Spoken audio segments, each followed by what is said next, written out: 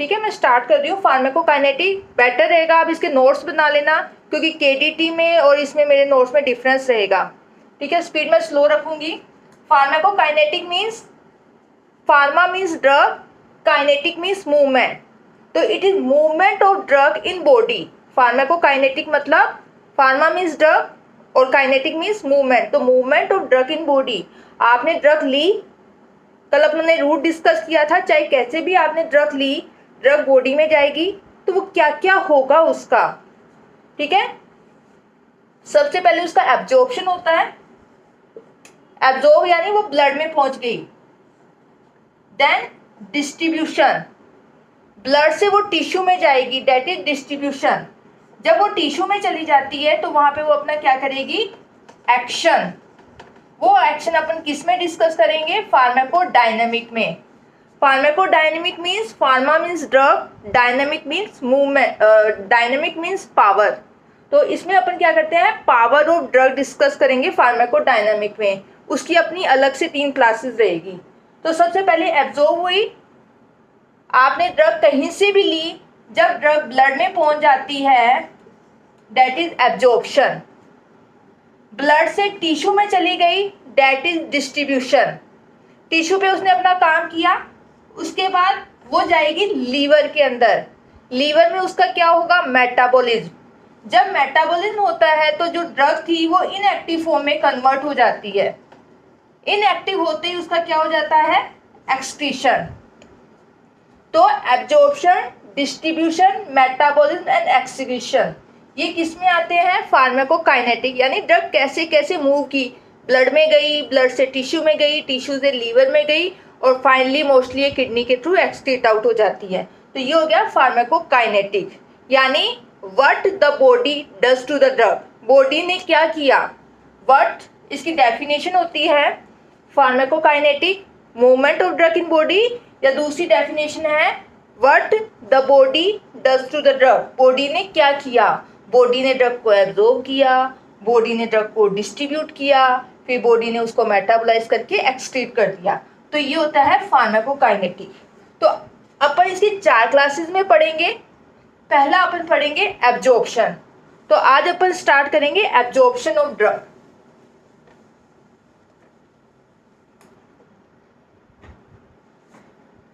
Absorption of drug क्या होता है, it is first step of pharmacokinetic. Absorption means movement of drug from site of administration into circulation. Definition: movement of drug from site of administration into circulation, into blood. Site कुछ भी हो सकती है। आपने oral लिया, oral से blood में गई। आपने सबक्यूटेनियस दिया, आपने आईएम दिया, आपने स्किन पे अप्लाई किया, तो अगर ड्रग ब्लड में जाती है वो वहां तक हो जाता है उसका एब्जॉर्प्शन। तो ये इसकी डेफिनेशन है एब्जॉर्प्शन। अब एब्जॉर्प्शन रूट पे डिपेंड करता है। ओरली आप लेते हो, एब्जॉर्प्शन धीरे होता है। आईवी आपने डायरेक्ट वेन में दे दिया तो एब्जॉर्प्शन फास्ट होता है। तो 2 फैक्टर इंपॉर्टेंट होते हैं इसमें, rate and extent of absorption. Extent मतलब कितना अमाउंट एब्जॉर्ब हो रहा है, कम ज्यादा इंपॉर्टेंट होता है। साथ में रेट से, जल्दी या लेट। तो ये दोनों फैक्टर इंपॉर्टेंट करते हैं एब्जॉर्प्शन में। तो ये अपनी हो गई डेफिनेशन। कुछ पॉइंट्स हैं जो आपको याद रखने हैं, वो आपके हमेशा काम आएंगे। प्री पीजी में उस पर क्वेश्चंस भी पूछे जाते हैं। कुछ फंडामेंटल पॉइंट्स हैं जो आप याद रखना। एब्जॉर्प्शन मोस्टली आप ड्रग को ओरल लेते हो। ओरल लिया, जीआईटी लिया, तो उसको जीआईटी की मेम्ब्रेन को क्रॉस करना पड़ेगा। तो मेम्ब्रेन क्या होता है, लिपोइडल इन नेचर। तो याद रखना, स्टार बना लेना, लिपिड सोल्यूबल ड्रग का एब्जॉर्प्शन ज्यादा होता है as compare to water soluble. ये पॉइंट आप याद रखना कि अगर ड्रग लिपिड सोल्यूबल है उसका एब्जॉर्प्शन ज्यादा होता है as compare to water soluble drug. या अपन इसको ऐसे बोल सकते हैं, अनआयनाइज्ड ड्रग है उसका एब्जॉर्प्शन ज्यादा होता है as compare to ionised. This is the thumb rule.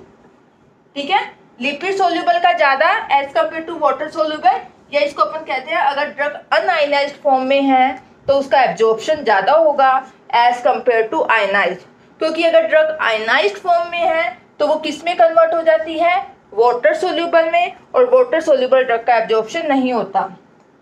फिर स्ट्रॉन्ग एसिड या स्ट्रॉन्ग बेस है उसका जीआईटी से एब्जॉर्प्शन नहीं होता, they are not absorb through GIT mucosa, strong acid and strong base. ये पॉइंट आप याद रखना, मैंने ये बताया। उसके बाद आता है वीक एसिड या वीक बेस।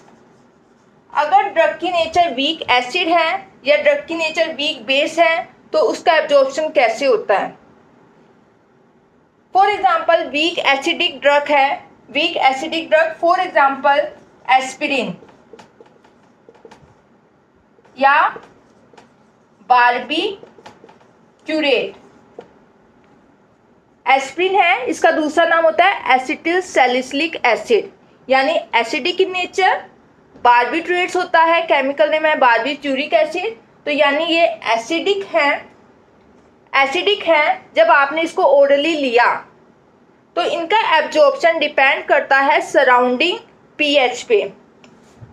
वीक एसिड है, आपने ओरली लिया, वो कहाँ गई, स्टमक के अंदर। स्टमक के अंदर पीएच कैसी होती है, एसिडिक या बेसल। स्टमक में पीएच कौन सी होती है, एसिडिक है, यहाँ क्योंकि वहां पे HCl पड़ा है तो एसिड है, और आपने एसिडिक ड्रग दी है तो एसिडिक ड्रग एसिडिक मीडिया में अनआयनाइज्ड फॉर्म में रहेगी, क्योंकि एसिड प्लस बेस वो क्या बनेगा, आयनाइज्ड, और वो किस में कन्वर्ट हो जाएगा, वाटर सोल्यूबल में। तो इन ड्रग का एसिड है, बेसिक मीडिया में वो आयनाइज हो जाती है, आयनाइज होते ही वो वाटर सोल्यूबल में कन्वर्ट होगी और वो क्या हो जाएगी, एक्सक्रीट, यानी उसका एब्जॉर्प्शन नहीं होगा। तो आपने वीक एसिड दिया, स्टमक के अंदर कौन सा मीडिया है, एसिडिक, तो एसिड है, एसिडिक मीडिया में है, यानी वो अनआयनाइज्ड फॉर्म में है, और अनआयनाइज्ड फॉर्म का क्या हो जाएगा, वहां से एब्जॉर्प्शन। यानी आप याद रखना वीक एसिड ड्रग्स है उनका एब्जॉर्प्शन कहाँ होता है, स्टमक में। ऐसे ही वीक बेस है, स्टमक में गई, स्टमक में मीडिया कौन सा है, एसिड, तो वहाँ ये क्या हो जाएगी, आयनाइज्ड, तो वहाँ इसका एब्जॉर्प्शन नहीं होगा। तो एसिड ड्रग को हम क्या करते हैं, कोटेड फॉर्म में देते हैं। तो जैसे ही हमने दिया वो कहाँ पर पहुंचेगी, स्मॉल इंटेस्टाइन में।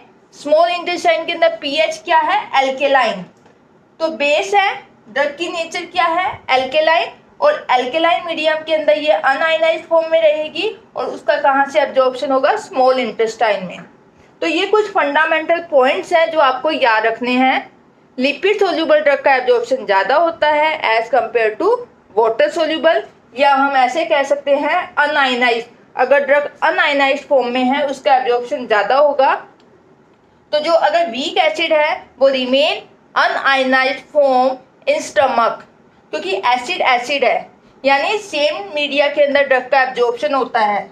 वीक बेस है, उसका एब्जॉर्प्शन कहाँ पे होगा, अगर ड्रग की नेचर बेसिक है तो उनका एब्जॉर्प्शन कहाँ होगा, स्मॉल इंटेस्टाइन में। तो ये कुछ फंडामेंटल पॉइंट्स हैं।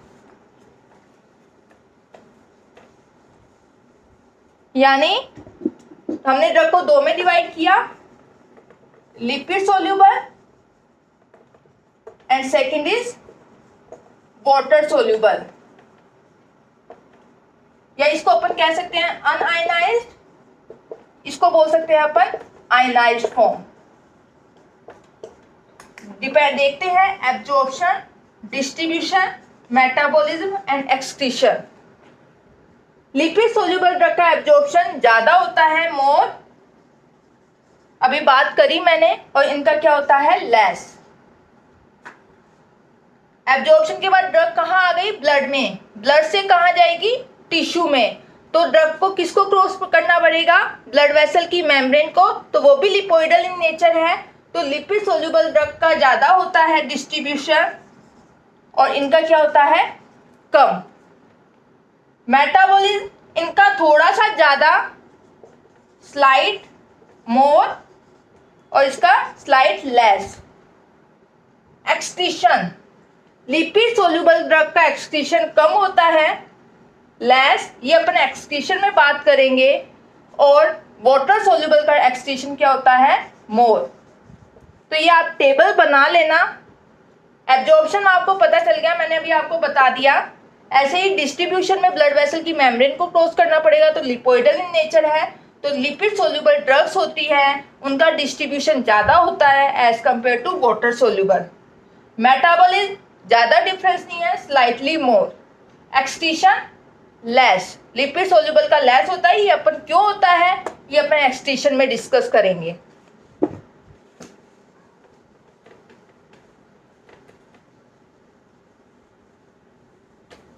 ठीक है। एब्जॉर्प्शन, मोस्टली अपन ड्रग ओरली लेते हैं, तो most common site of absorption small intestine. Question आता है इस पे, most common site of absorption small intestine. क्यों होता है, क्योंकि वहां पे वास्ट सरफेस एरिया होता है for absorption. Most common method, most common method होता है बाय डिफ्यूजन, पैसिव डिफ्यूजन। तो ये आप 2 पॉइंट याद रखना, most common site of absorption small intestine and most common method, क्योंकि अपन फिजियोलॉजी में पढ़ते हैं एक्टिव ट्रांसपोर्ट, पैसिव ट्रांसपोर्ट, तो ये मोस्ट कॉमन होता है पैसिव डिफ्यूजन।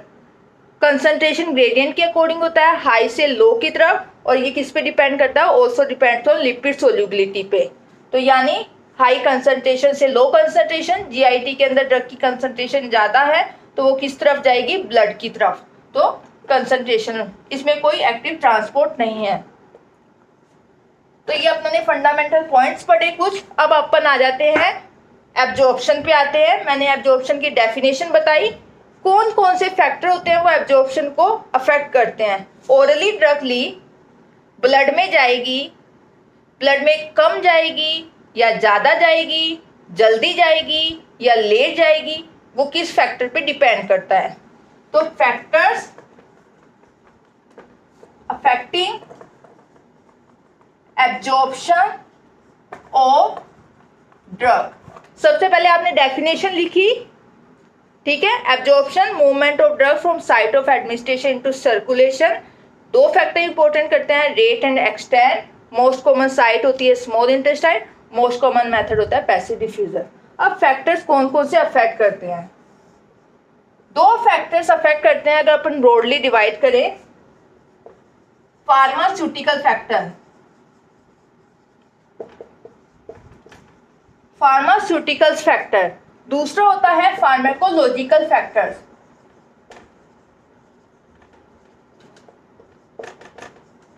या अपन इसको बोल सकते हैं physiological factors.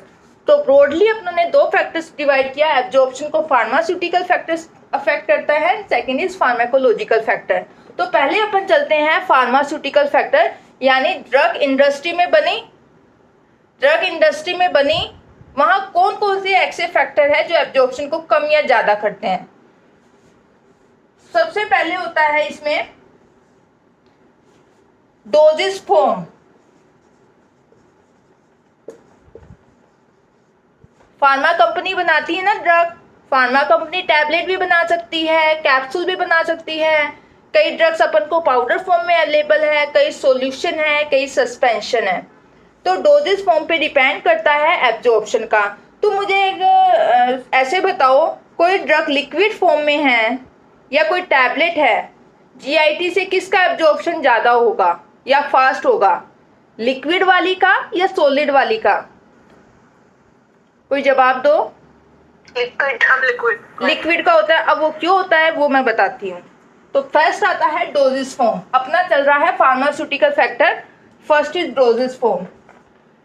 For example, drug may be in the tablet form, may be in the capsule form, powder जैसे ORS पाउडर होता है, सॉल्यूशन हो सकता है, सस्पेंशन एंड सॉल्यूशन।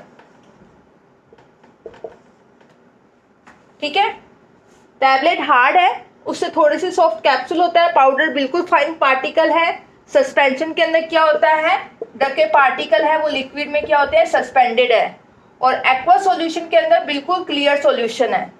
तो जब अपन देते हैं कोई भी टैबलेट कैप्सूल, आपने कोई भी लिया, सबसे पहला स्टेप होता है आपने इसको ओरली लिया, सबसे पहले इसका क्या होता है, डिसइंटीग्रेशन।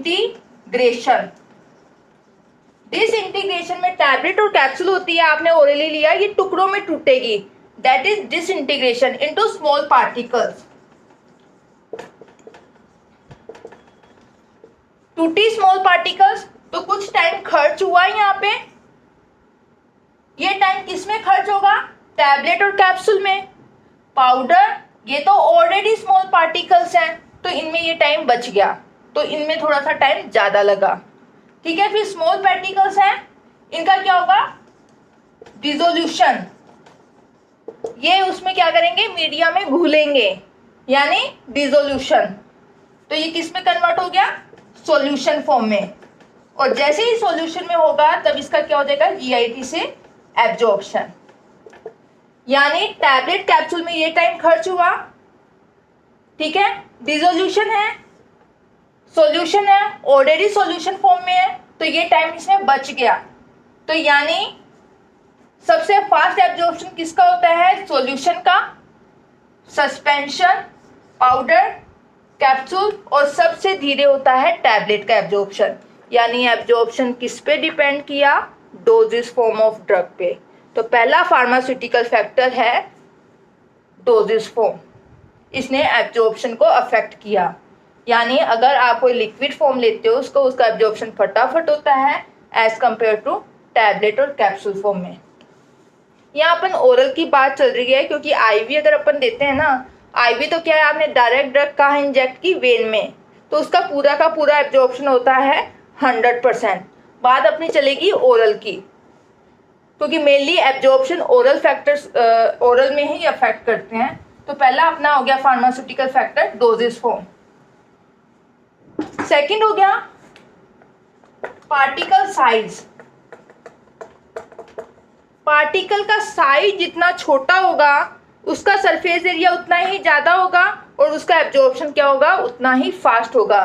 क्योंकि क्या होती है, ड्रग है, टैबलेट बड़ा पार्टिकल है, वो स्मॉल पार्टिकल में कन्वर्ट होगी, तो क्या हो जाएगा, फटाफट डिसोल्यूशन होगा, उसका एब्जॉर्प्शन होगा। तो यानी पार्टिकल का साइज जितना छोटा, एब्जॉर्प्शन उतना ही ज़्यादा। तो उस पर भी डिपेंड करता है पार्टिकल के साइज पे। इसीलिए कई ड्रग जिनका एब्जॉर्प्शन नहीं हो पाता, वो ड्रग मार्केट में किस फॉर्म में अवेलेबल होती है, माइक्रो फाइन पार्टिकल्स में, क्योंकि उनका एब्जॉर्प्शन फटाफट होगा। तो ये हो गया पार्टिकल साइज। थर्ड होता है क्रिस्टलाइन फॉर्म। अगर कोई ड्रग क्रिस्टल फॉर्म में है, किसी कंपनी ने क्रिस्टल फॉर्म में बनाई है, तो उसका एब्जॉर्प्शन धीरे होता है एज कंपेयर टू उसकी एमॉर्फस फॉर्म। तो उस पर भी डिपेंड करता है। फोर्थ है सॉल्ट फॉर्म। सॉल्ट फॉर्म है, उसका absorption directly proportional to absorption. For example एक पेनिसिलिन है, एक पेनिसिलिन सोडियम है, तो पेनिसिलिन सोडियम का एब्जॉर्प्शन फास्ट होता है as compare to plain penicillin, या पेनिसिलिन की जगह अपन कोई और नाम दे देंगे। ठीक है, उसके बाद होता है नेचर ऑफ एक्सिपिएंट या एडजुवेंट। मार्केट में जो ड्रग होती है ना, ड्रग पार्टिकल है, पार्टिकल को ज्वाइन करने के लिए उसके अंदर कुछ सब्सटेंस ऐड किए जाते हैं, या ड्रग का अमाउंट बहुत कम है, माइक्रोग्राम में है, तो उतना माइक्रोग्राम पॉसिबल नहीं है, उसको थोड़ा सा साइज बड़ा करना पड़ेगा कि इतना कि हम उसको ले सकें, तो उसके अंदर हम कुछ एडजुवेंट्स डालते हैं।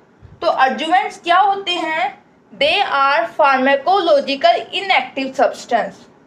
इनका खुद का कोई एक्शन नहीं है, they are pharmacologically inactive substance, they add in the drug to increase the size of drug, उसका अमाउंट बढ़ाने के लिए, या act as a binder, binder का काम करते हैं। तो ये भी अफेक्ट करते हैं एब्जॉर्प्शन को।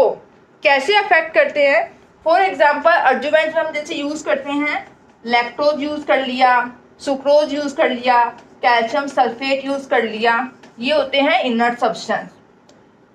किसी ड्रग को कंपनी ने बनाया, उसने बाइंडर का काम कौन सा यूज़ किया? Calcium sulphate.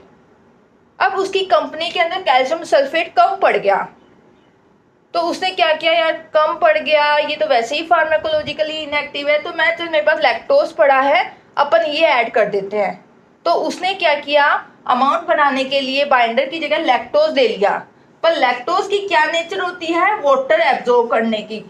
तो ये ज़्यादा वाटर एब्जॉर्ब करेगा तो इसका फटाफट डिसोल्यूशन होगा और इसका एब्जॉर्प्शन फास्ट होगा।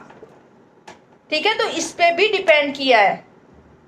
ठीक है, 1958 या 68 में ऑस्ट्रेलिया के अंदर क्या हुआ था? एपिलिप्सी थी। एपिलिप्सी के अंदर ड्रग यूज़ करते थे फेनिटोइन। फेनिटोइन यूज़ हो रही थी और उसके अंदर क्या था? Calcium sulphate. उस कंपनी के पास कैल्शियम सल्फेट कम पड़ गया, तो उसने क्या किया? लैक्टोज यूज़ कर लिया। तो इसमें हो सकता है ड्रग फेलियर हो जाए या टॉक्सिसिटी ऑफ ड्रग हो सकता है। तो इस पे भी डिपेंड करता है एक्सिपिएंट की नेचर में। नेक्स्ट फार्मास्यूटिकल फैक्टर होता है आयनाइजेशन, जो मैंने बता दिया आपको। आयनाइजेशन पे भी डिपेंड करता है ड्रग की नेचर पे, कि ड्रग वीक एसिड है या वीक बेस है, तो उसका एब्जॉर्प्शन कहाँ पे होगा, ये भी डिपेंड करता है। अगर ड्रग थी स्ट्रॉन्ग एसिड या स्ट्रॉन्ग बेस, तो वो जीआईटी के थ्रू एब्जॉर्ब नहीं होती। क्वार्डनरी कंपाउंड है, उसका जीआईटी से एब्जॉर्प्शन नहीं होता। तो फॉर एग्जांपल स्ट्रेप्टोमाइसिन, इसका ओरल एब्जॉर्प्शन नहीं होता है, इसको हमें आईवी देते हैं। ऐसे ही वीक एसिड और वीक बेस पे भी डिपेंड करता है। तो ये फार्मास्यूटिकल फैक्टर हो गए जो ड्रग के एब्जॉर्प्शन को अफेक्ट करते हैं।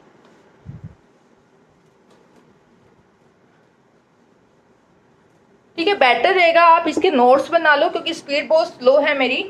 तो ये अपने हो गए फार्मास्यूटिकल फैक्टर। फिर अपन चलते हैं सेकेंड, फार्माकोलॉजिकल फैक्टर या फिजियोलॉजिकल फैक्टर्स। इसमें पहला आता है गैस्ट्रिक इम्पटी। गैस्ट्रिक इम्पटी मतलब अगर स्टमक फटाफट इम्पटी हो रहा है, गैस्ट्रिक इम्पटी फास्ट है, तो ड्रग फटाफट कहाँ जाएगी? स्मॉल इंटेस्टाइन में, और उसका एब्जॉर्प्शन क्या होगा? फास्ट। तो कुछ फैक्टर्स ऐसे होते हैं जो गैस्ट्रिक इम्पटी को बढ़ाते हैं। फॉर एग्जाम्पल गैस्ट्रिक इम्पटी को कौन बढ़ाता है? स्टारवेशन। स्टारवेशन की कंडीशन में गैस्ट्रिक इम्पटी बढ़ती है। हाइपरथायरॉयडिज्म,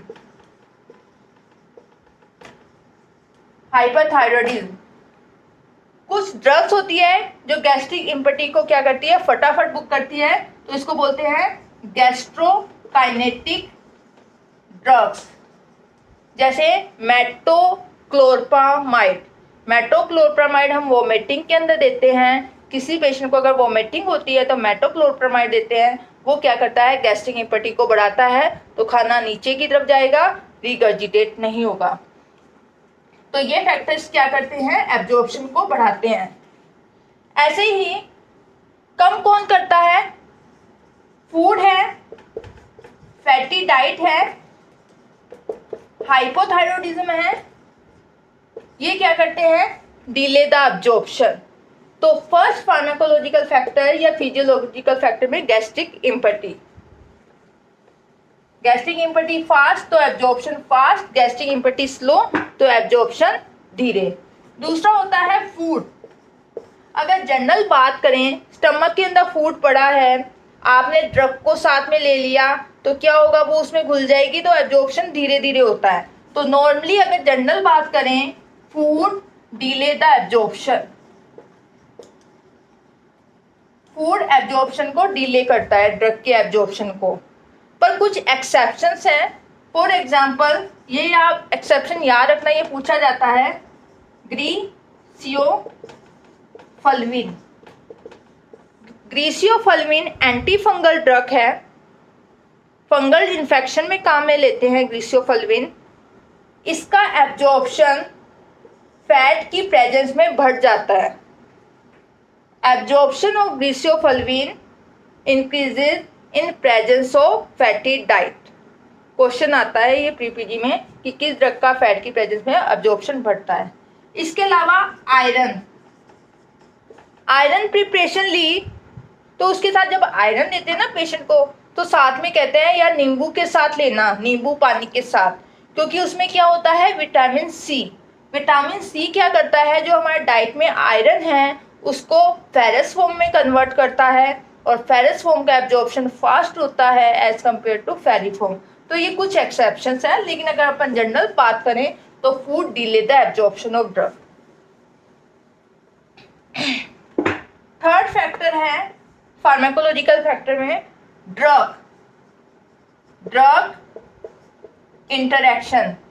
आपने 2 ड्रग एक साथ ले ली तो वो भी एक दूसरे के एब्जॉर्प्शन को अफेक्ट करती है। फॉर एग्जांपल किसी पेशेंट को एसिडिटी है और उसको इन्फेक्शन भी है। एसिडिटी है तो वो क्या ले रहा है, एंटासिड, इनो ले लिया या म्यूकेन जेल ले लिया।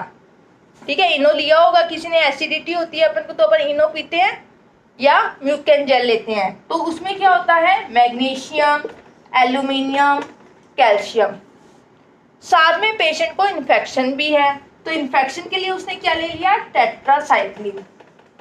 तो वो 2 ड्रग साथ में ले रहा है, तो क्या होता है पेशेंट ने साथ में ले ली तो ये टेट्रासाइक्लिन क्या करती है, इनके साथ चिलेट कर जाती है।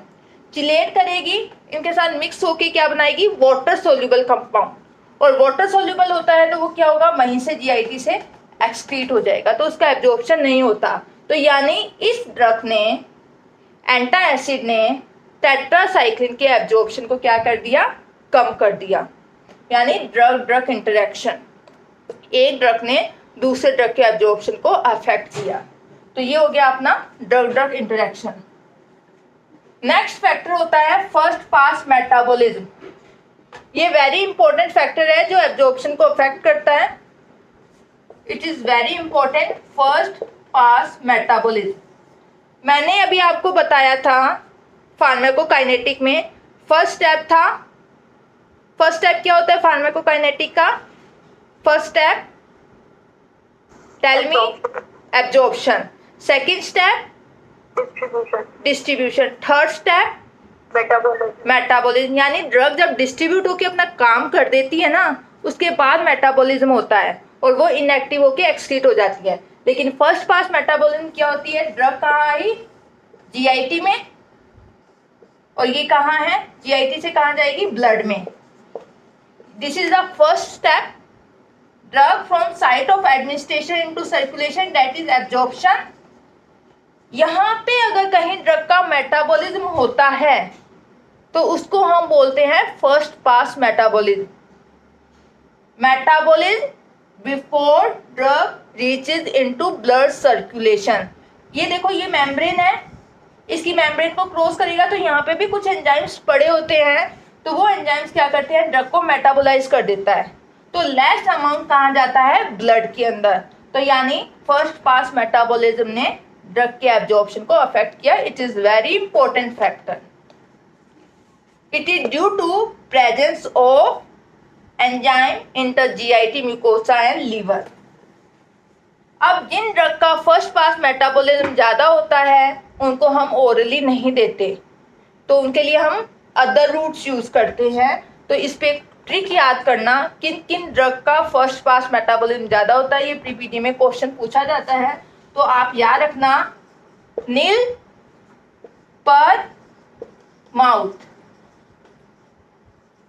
इन ड्रग को अपन ओरली नहीं देते due to high first pass metabolism, क्योंकि इन ड्रग का फर्स्ट पास मेटाबॉलिज्म ज़्यादा है, इसलिए ये ओरली इनइफेक्टिव है, इसलिए हम इनको अनदर रूट से देते हैं। तो याद रखना, NIL, नील पर, P mouth. And for nitrate, कोई बताएगा मुझे नाइट्रेट के लिए कौन सी रूट है?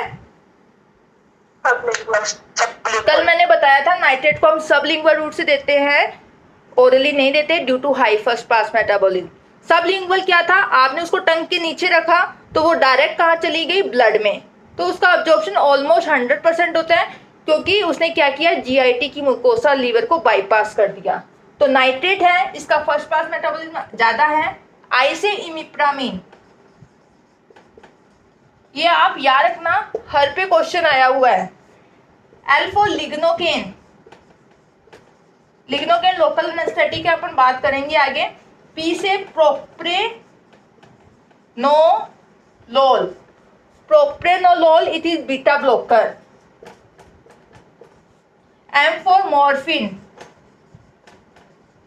कभी मॉर्फिन को ओरल देते देखा है? नहीं। मॉर्फिन पेन किलर है, सीवियर पेन के अंदर इसको यूज करते हैं, जैसे आईसीयू का है, इसके कंजेनर्स अपने पास अवेलेबल है, तो मॉर्फिन इतना यूज नहीं करते। तो ये ड्रग है, इनका फर्स्ट पास मेटाबॉलिज्म ज्यादा होता है, तो इनको हम ओरली यूज नहीं करते। तो क्वेश्चन यही आ जाता है, all of drug having high first pass metabolism except. इसके अलावा दो नाम और याद रखना आप, साल्बुटामोल, वेरापेमिल। तो ये इतनी ड्रग्स है जिनका फर्स्ट पास बहुत है वैसे तो, पर इन पे क्वेश्चन ज्यादा आता है। ठीक है, ऐसे तो बहुत सारी ड्रग है, वो अपन चैप्टर बाय चैप्टर पढ़ेंगे। कम से कम आप ये एग्जांपल याद रखना, इन ड्रग का फर्स्ट पास मेटाबॉलिज्म ज्यादा है, तो इनका ओरल एब्जॉर्प्शन नहीं होता, तो इनको हम अदर रूट से, यानी फर्स्ट पास मेटाबॉलिज्म ने एब्जॉर्प्शन को अफेक्ट किया। फिर आता है next pharmacological factor, route of drug administration. आप किस रूट से दे रहे हो, एब्जॉर्प्शन उस पर भी इफेक्ट करता है, वो आपको पता है।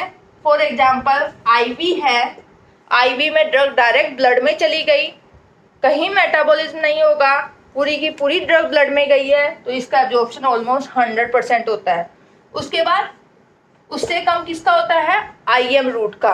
आईएम में मैंने क्या बताया था, ब्लड सप्लाई ज़्यादा, नर्व सप्लाई कम। ठीक है, एज कंपेयर टू सबक्यूटेनियस। तो इसकी नर्व सप्लाई ज़्यादा है यहाँ पे, सॉरी ब्लड सप्लाई यहाँ ज़्यादा है, तो इन दोनों में से यहाँ एब्जॉर्प्शन ज़्यादा होगा। उसके बाद कौन सी रूट आएगी, ओरल, क्योंकि ओरल है तो उसको म्यूकोसा को क्रॉस करना पड़ेगा, वहाँ बहुत सारे एंजाइम हैं, तो ये क्या होता है, ये इसका रूट पे भी डिपेंड करता है एब्जॉर्प्शन। क्योंकि आपने आईएम और सबक्यूटेनियस दिया ना, ब्लड में पहुँचने में थोड़ा तो वहाँ लोकली रहेगा टिश्यूज़ के अंदर, सबक्यूटेनियस भी दिया तो सबक्यूटेनियस टिश्यू में थोड़ा सा तो रह जाएगा अमाउंट। ऐसे ही आईएम है, मसल में थोड़ा बहुत रह जाएगा। तो आईवी के अंदर पूरी की पूरी ड्रग ब्लड में चली गई, तो इसका एब्जॉर्प्शन मैक्सिमम, ये इसके रूट पे भी डिपेंड करता है। नेक्स्ट होता है, नेक्स्ट फैक्टर वेस्कुलैरिटी पे। एब्जॉर्प्शन वेस्कुलैरिटी पे भी डिपेंड करता है, जिस एरिया की वेस्कुलैरिटी ज़्यादा है वहाँ एब्जॉर्प्शन ज़्यादा as compare to other. Next factor है कंसंट्रेशन ऑफ ड्रग। मैंने कहा ड्रग का एब्जॉर्प्शन बाय पैसिव डिफ्यूजन है, तो हाई कंसंट्रेशन से लो कंसंट्रेशन है, तो कंसंट्रेशन ज़्यादा तो एब्जॉर्प्शन ज़्यादा, तो कंसंट्रेशन पे भी डिपेंड करता है। नेक्स्ट फैक्टर है एब्जॉर्प्टिव सरफेस एरिया। ठीक है, तो मैंने ये बताया था स्मॉल इंटेस्टाइन से एब्जॉर्प्शन ज़्यादा होता है एज कंपेयर टू स्टमक, क्योंकि वहाँ क्या होता है, वास्ट सरफेस एरिया है फॉर द एब्जॉर्प्शन। तो इतने सारे फैक्टर होते हैं जो एब्जॉर्प्शन को अफेक्ट करते हैं, तो हमने इसको ब्रॉडली 2 में डिवाइड किया। फार्मास्यूटिकल जो कंपनी के फैक्टर्स है वो अफेक्ट किए, दूसरा होता है फार्माकोलॉजिकल फैक्टर। फिर इस एक टर्म आती है, उस पर शॉर्ट नोट आता है bioavailability, bioavailability of drug, इस पे शॉर्ट नोट आता है bioavailability of drug. Bioavailability का मतलब rate at which and extent to which active concentration of drug reaches into blood circulation. कुल मिला के एब्जॉर्प्शन ही बोल रहा है। एब्जॉर्प्शन को हम मेजर करने के लिए क्या कैलकुलेट करते हैं, बायो अवेलेबिलिटी, यानी rate at which and extent, rate at extent to which active concentration of drug reaches into blood circulation. यानी आपने 100 मिलीग्राम दी, ओरली दी 100 मिलीग्राम, ओरली दी तो वो कुछ बार हो सकता है उसका स्टमक और जीआईटी में डिस्ट्रॉय हो जाए बाय द एंजाइम, और उसका एक्टिव फॉर्म कितनी पहुंची 50 मिलीग्राम। तो यानी एक्सटेंड 100 मिलीग्राम दी थी 50 मिलीग्राम में पहुंची, यानी अमाउंट। तो एक्सटेंड मतलब अमाउंट, कितना एक्टिव अमाउंट ब्लड में पहुंच रहा है। और दूसरा रेट भी इम्पोर्टेंट है, वो 1 घंटे में पहुंच रही है, वो 5 मिनट में पहुंच रही है, ये भी मायने रखता है। तो रेट एट विच और extend to which active concentration of drug reaches into blood circulation, ये होता है बायो अवेलेबिलिटी। तो इसको कौन कौन से फैक्टर अफेक्ट करेंगे बायो अवेलेबिलिटी को? जो एब्जॉर्प्शन को अफेक्ट करेंगे, तो वही फैक्टर जो एब्जॉर्प्शन को अफेक्ट कर रहे हैं वही बायो अवेलेबिलिटी को अफेक्ट करेंगे। तो इसमें आप लिख लेना, पीछे मैंने बताया था factors affecting the absorption and bio availability, ठीक है, वो सेम फैक्टर है। इसको कैलकुलेट कैसे करते हैं बायो अवेलेबिलिटी को? इसके लिए हम क्या करते हैं, बायो अवेलेबिलिटी कैलकुलेट करनी है किसी ड्रग की, तो हम क्या करते हैं, उस ड्रग को हमने क्या किया, दिया, ओरली दिया, और हर घंटे हमने उसकी क्या करी, प्लाज्मा कंसंट्रेशन मेजर करी। तो ये हो गया प्लाज्मा कंसंट्रेशन, और ये हमने हर 1 घंटे पे, 2 घंटे पे, 3 घंटे पे, 4 घंटे पे, 5 घंटे पे ओरली दी है आपने ड्रग को। ओरली आपने ड्रग दी, ओरल दी, वो ब्लड में जाएगी, तो पहले तो उसका अमाउंट कम है, जब वो ब्लड में जाएगी धीरे धीरे धीरे धीरे उसका बढ़ेगा, प्लाज्मा कंसंट्रेशन एक लेवल पे मैक्सिमम पहुंचेगी, फिर वो वहां से टिश्यू में चली जाने लगेगी तो वापस कम हो जाएगी। तो ये हमें ग्राफ ऐसा मिलता है, प्लाज्मा कंसंट्रेशन टाइम कर्व। तो बायो अवेलेबिलिटी को कैलकुलेट करने के लिए हम क्या बनाते हैं, plasma concentration time curve. Orally दिया और हर 1-1 घंटे में उसको निकाल के प्लाज्मा के अंदर उसकी कंसंट्रेशन मेजर करी कि ड्रग की अब कितनी कंसंट्रेशन है। तो पहले बढ़ेगी मैक्सिमम और फिर कम। जब आपने ये ग्राफ लिया तो एक लेवल पे मैक्सिमम कंसंट्रेशन है, इस मैक्सिमम कंसंट्रेशन को बोलते हैं हम सी मैक्स। और जिस टाइम पे ये मैक्सिमम कंसंट्रेशन हमें मिलती है वो टाइम होता है टी मैक्स। तो इस ग्राफ से हमें क्या मिला, maximum concentration C max and T max, जिसपे मैक्सिमम कंसंट्रेशन थी। और ये पूरा एरिया जो होता है इसको बोलते हैं एरिया अंडर द कर्व। तो हमें इस ग्राफ से 3 चीजें मिली, C max, T max and area under the curve. C max and T max, PPG में क्वेश्चन आता है, C max and T max ये किसको शो करता है, रेट को। हमें देखना है किसी ड्रग की रेट कंपेयर करनी है, तो अगर किसी में ये सी मैक्स फटाफट आ रहा है, फॉर एग्जांपल ये दूसरी ड्रग का ग्राफ है, ये सी मैक्स फटाफट आया और इसका सी मैक्स ये है, तो किसकी ज्यादा होगा रेट, कौन फटाफट एब्जॉर्ब होगा, ये drug A as compare to B. यानी सी मैक्स और टी मैक्स किसको शो करता है, रेट को। और एरिया अंडर द कर्व है, ये किसको शो करेगा, एक्सटेंड ऑफ एब्जॉर्प्शन अमाउंट, कि किसका अमाउंट ज्यादा एब्जॉर्ब हो रहा है। तो क्वेश्चन ये आ जाता है एरिया अंडर द कर्व क्या शो करता है, एक्सटेंड मतलब कितना अमाउंट, और सी मैक्स और टी मैक्स किसको शो करता है, किस रेट से एब्जॉर्प्शन हो रहा है। तो इसका रेट है, इसकी फास्ट है as compare to drug B की। तो बायो अवेलेबिलिटी हम कैसे कैलकुलेट करते हैं, एक ही ड्रग की अगर बायो अवेलेबिलिटी आपको कैलकुलेट करनी है तो हम क्या करेंगे, उसको ओरल दिया, एरिया अंडर ग्राफ बनाया, ठीक है। एक आपने उसको आईवी दिया, आईवी ग्राफ बनाया, आईवी दिया, आईवी आपने डायरेक्ट प्लाज्मा में दिया है तो शुरू में मैक्सिमम कंसंट्रेशन है, टाइम के साथ साथ कम होती जाएगी। तो आईवी के अंदर ग्राफ ऐसा मिलेगा और ओरल के अंदर ऐसा मिलेगा। तो बायो एबिलिटी कैसे कैलकुलेट करते हैं किसी भी ड्रग की, area under the curve oral upon area under the curve IV, percentage में होता है तो मल्टीप्लाई 100। आप ड्रग्स पढ़ोगे ना तो बार बार पढ़ोगे, इसकी बायोएबिलिटी 30% है, इसकी बायोएबिलिटी 40% है। तो आईवी जो ड्रग देते हैं पूरी की पूरी ड्रग ब्लड में जा रही है, पूरा का पूरा एब्जॉर्प्शन हो रहा है, तो इसकी बायोएबिलिटी ऑलमोस्ट 100% होती है।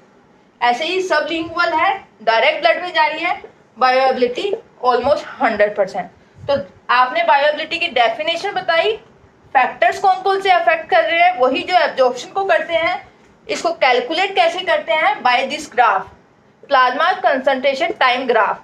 तो ये अपना क्वेश्चन हो गया बायोएबिलिटी पे। फिर एक बार क्वेश्चन आता है what is difference between bio availability and bio equivalence. एक नंबर का क्वेश्चन आया हुआ है, what is bio availability and what is bio equivalence,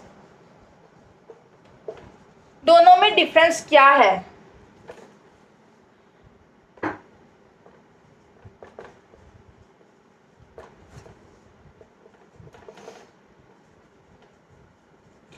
bio availability it is absolute term, bio equivalent it is relative term. Bio availability absolute term है, अगर आप एक ही drug के लिए बात कर रहे हो, rate and extend of active concentration of drug reaches into blood, एक ही ड्रग की बात कर रहे हो, यानी ये क्या है, absolute term, that is bio availability.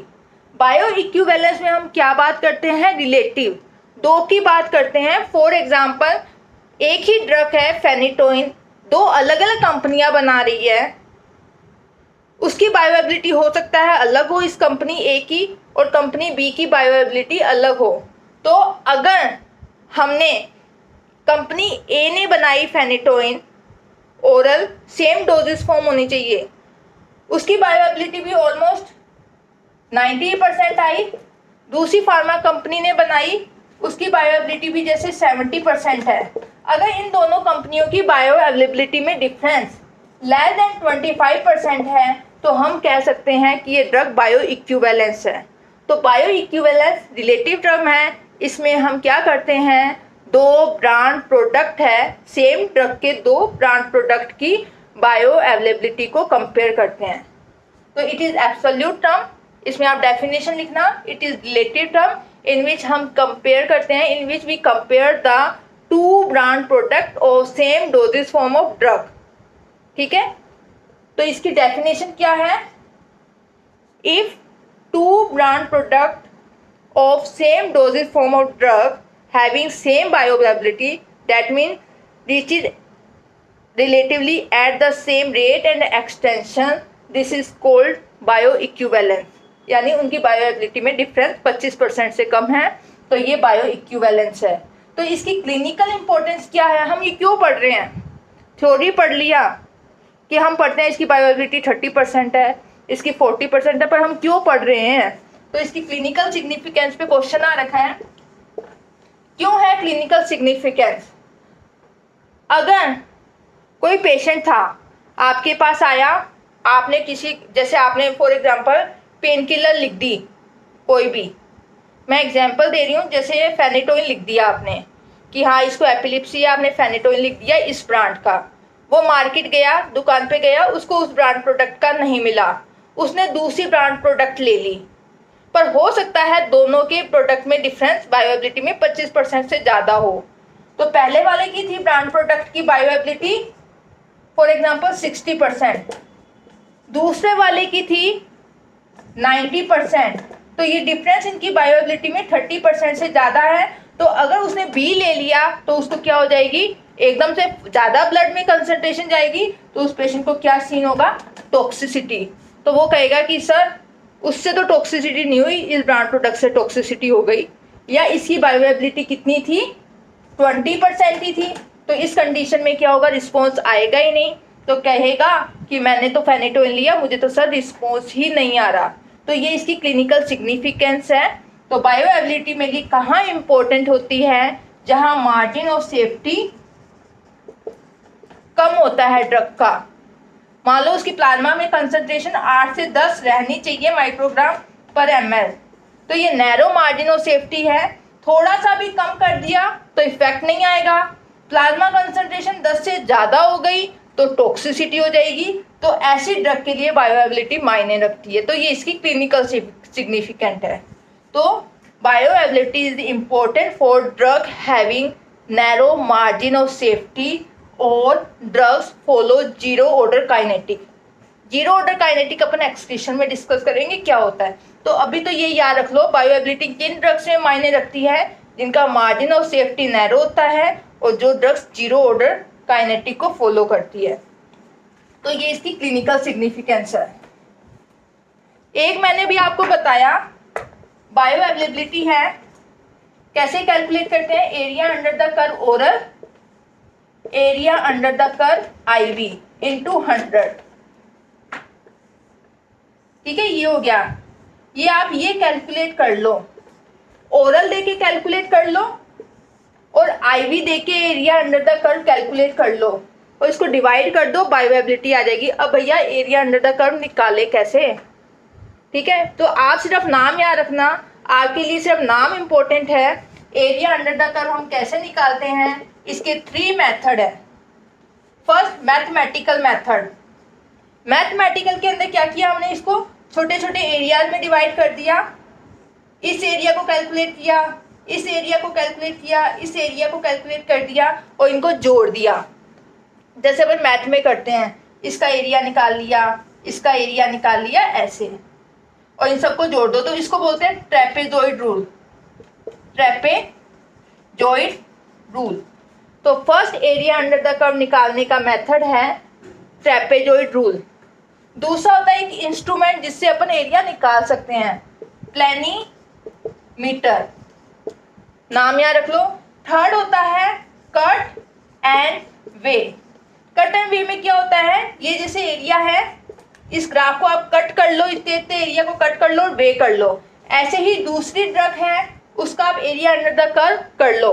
तो एरिया अंडर द कर्व, इसका एरिया अंडर द कर्व दूसरी ड्रग का, और अगर इनमें डिफरेंस कितना है, 25% से कम है, तो क्या है, बायो इक्विवेलेंट। तो ये अपन क्या करते हैं, एरिया अंडर द कर्व निकालने का मेथड है। तो ये अपना शॉर्ट नोट आता है।